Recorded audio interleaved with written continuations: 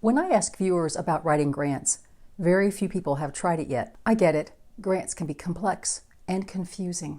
I think I've written about 2,000 grants in my career, and I still face the same struggles with grant number 2001 as I faced with grant number 1. But I have developed some techniques to get past these anxiety-producing situations so that I can finish every grant proposal. In this video, I'll break those down into the 3 most common fears we all face with grant writing, share the techniques I use to get past them, and give you action steps to help encourage you to write your first grant proposal. Plus, I'll give you some pro tips on how to use AI as a beginning grant writer and how not to. This fear is still my first. I dread this every single time. It's the blank page. This is not unique to grant writing, but it's still real all the same. How do I get past it? Honestly, I just start writing something just to remove that blank space. It might just be a list of what I need to answer that question. It may be information I know off the top of my head. Or, have I written something like this before? Can I cut and paste it here? Does it answer the question? Small business owners, you can probably pull answers from your business plan or your marketing plan. Nonprofit leaders, you may have descriptions of your programs that you wrote for your board, your marketing, or your goal setting. Any of these, or all of these, could help fill in that blank space. Part of the struggle to fill in that blank page might be caused by the second most common fear in grant writing. Grant funders ask confusing questions. For small business, let's look at this very common question in your grant proposals. Describe your product, your service, and your customer. This looks short and simple, but it's actually several questions combined into one, encompassing several points, such as a business description, business locations, pricing models, sales strategies, and logistics. If you don't already have these written in a business plan or a marketing plan, I have 3 links in the description below to free online articles to show you how to address all these points. For nonprofits, let's look at a similar question.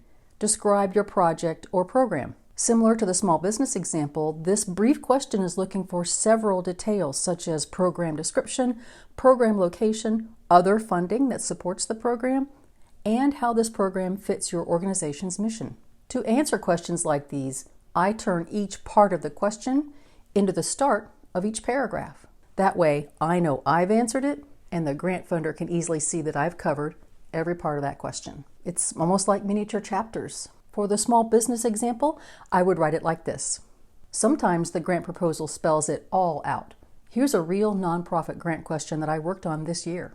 And here's how I broke out each of the sections into paragraphs, again like miniature chapters. Okay, you've filled in the blank spaces and cleared up the confusing questions. But you have one more hurdle. A complete grant application is made up of several forms in addition to the proposal you just wrote. These documents are usually referred to as grant attachments or supporting documentation. These extra documents tell the grant funder 3 things. 1, that you are eligible to apply. For small business, this means your registration. Anything from sole proprietor, partnership, corporation, S-corp, or LLC. For nonprofits, this means your IRS letter of determination or a current W-9 form. 2, that you can manage their grant dollars effectively. Funders usually want 2 kinds of documents, your finances and your leadership. For small business, this can mean profit and loss statements or balance sheets, plus the names and key roles of the ownership and management teams. For nonprofits, this means your latest audit or financial review, a copy of your latest tax return, and the roster of your board of directors. Make sure you give yourself plenty of time to get these documents from the appropriate financial or leadership staff if you don't already have copies at hand. Then the last kind of grant attachments, 3, to prove that you are active in your community. What does that actually mean? For small business, this means your community service outside of your sales strategies, such as volunteering in the community or supporting a type of charity. For example, if your business is beauty products, your target customer may be older women, and your community service might be related to that population. That could look like your employees volunteering for a beautification day on the grounds of a nursing home, or providing some kind of volunteer service to caregivers. For the grant proposal, you might send in photos of the event or testimonials from people you serve. For nonprofits, grant funders look very seriously at your partnerships and collaborations. For example, a food pantry serves hundreds of people each week and sees that clients want to know more about cooking the food they receive. So the food pantry partners with a health agency to bring dietitians to teach healthy cooking. For the grant proposal, you will need to submit a copy of a formal partnership document. This could be a memorandum of understanding, a contract, or any other kind of agreement. Linked in the description below are 3 websites with free templates to help you write these agreements. Again, be sure to build enough time in your grant writing schedule to get these agreements written and signed. Why do you have to go through all of this? 2 reasons. The first is to prove that you have some level of seriousness with your endeavor. And 2, in the age of AI, to prove that you are not a bot sending in a scam proposal. Let's have a brief discussion about AI and grants. AI is useful in helping you figure out ways to say things.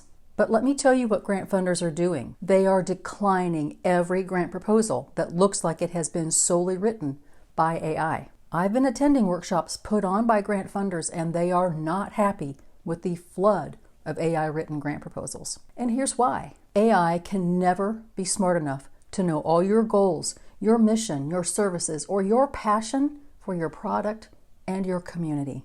Grant funders need to see that from you, the human. Just remember, you are a human sending in a complicated grant proposal to other humans who will see hundreds of proposals every year, trying to read them all with their human attention spans. My goal here is to give you both the best shot at a successful grant proposal.